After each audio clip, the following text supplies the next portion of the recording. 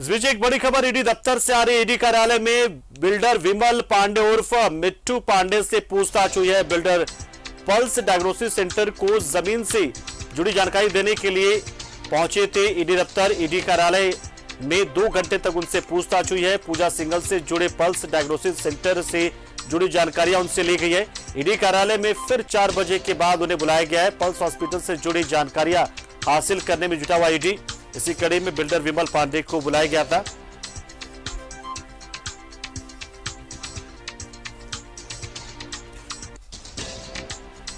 तो पल्स से जुड़ी जानकारी जुटा रही है अभी ईडी, और इसी कड़ी में हर एक शख्स जो किसी न किसी तरीके से परोक्ष प्रत्यक्ष सीधा डायरेक्ट जो भी पल्स से जुड़ा रहा है, जिसकी जो भूमिका रही है, सबसे पूछताछ हो रही है। इमरान हमारे सहयोगी इस खबर पर पूरी जानकारी के लिए हमारे साथ जुड़ चुके। इमरान, 4 बजे दोबारा विमल पांडे को बुलाया गया, क्या कुछ खास हाथ लगा और क्या वो सहयोग कर रहा?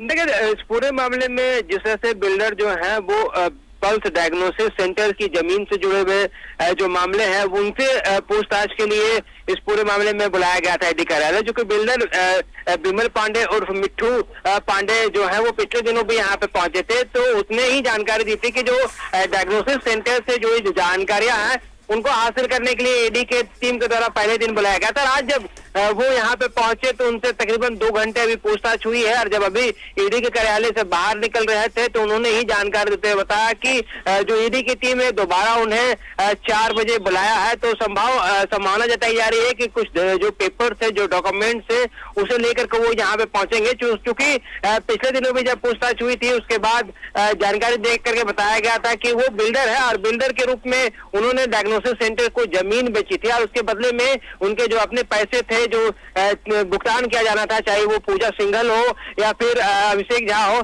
उनके द्वारा जो पैसे दिए गए थे वो उनको रिसीव किए हैं। उनसे पैसे कहाँ से आए और ये माध्यम किस तरह का था पैसों का, वो कभी भी किसी भी जानकारी में प्रॉपर्टी खरीद बिक्री के दौरान सामने वाले से नहीं पूछते हैं। लेकिन इस पूरे मामले में डायग्नोसिस सेंटर से जुड़ी चूंकि जमीन है विवादित है, विवादित इसलिए हो गई है क्योंकि इस पूरे मामले में आईएएस अधिकारी पूजा सिंघल आज सलाखों के पीछे हैं और सीएस सुमन कुमार के पास से 19 करोड़ रुपए बरामद किए गए हैं।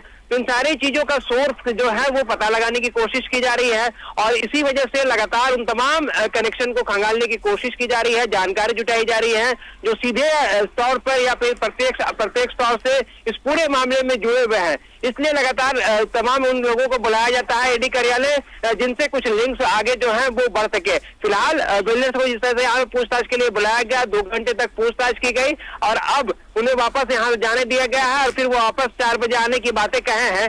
तो देखना होगा कि फिर आगे क्या कुछ पूछताछ होती है। फिलहाल ईडी कार्यालय की अगर हम बात करें तो डीएमओ डीटीओ शायद बिल्डर एक महिला अभी भी ईडी कार्यालय के कार्यालय में मौजूद है, जिनसे लगातार घंटों पूछताछ हो रही है। कई ऐसे भी लोग हैं जो ईडी कार्यालय में बाहर हॉल पे ही बैठे हुए हैं, उनसे अब तक पूछताछ शुरू नहीं हुई है।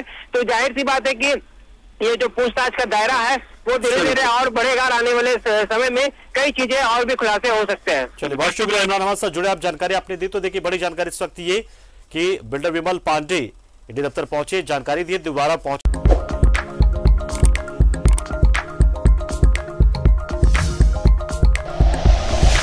Like and share videos, subscribe करें हमारा चैनल और प्रेस करें बेल आइकॉन। न्यूज़ 11 भारत, सच है तो दिखेगा।